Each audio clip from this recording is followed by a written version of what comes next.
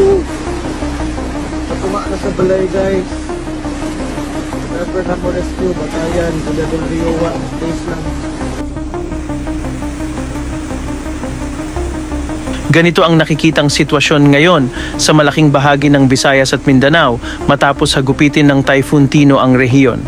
Sa mga video clip na ito na galing sa mga netizens na direktang naapektuhan ng bagyo, makikita ang malalakas na hangin at tuloy-tuloy na buhos ng ulan na nagdulot ng matinding pinsala sa mga kabahayan, gusali at infrastruktura.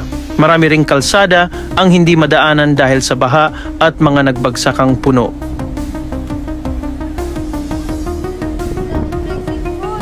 Ilang lugar sa Agusan del Norte, Cebu at Surigao del Norte ay lubog na sa baha.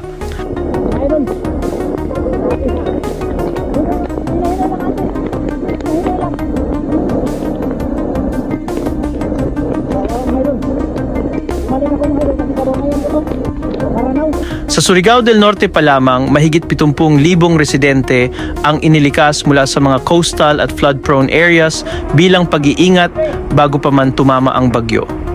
Ang entire island ng Siargao ay nakararanas ngayon ng total power outage dahil sa matinding hagupit ng hangin at ulan. Itinaas ng PAGASA ang Tropical Cyclone Wind Signal number 4 sa Siargao Island at Bukas Grande Island noong Lunes ng gabi na senyales ng napakalakas na hangin at posibleng matinding pinsala. Sa mga video mula sa ground, makikitang wasak ang ilang bahay na gawa sa light materials habang ang mga evacuee ay nagsisiksikan sa mga covered court at public schools na ginawang evacuation centers. Ilang turista sa Siargao na naka-check-in sa mga homestay ang naitrap matapos maputol ang linya ng kuryente at komunikasyon habang ang iba ay lumipat sa mga government shelters para sa kaligtasan.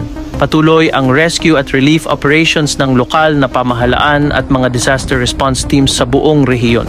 Hindi pa rin pinapayagang bumalik sa hazard zones ang mga inilikas dahil nananatiling mataas ang level ng tubig at may banta ng landslide.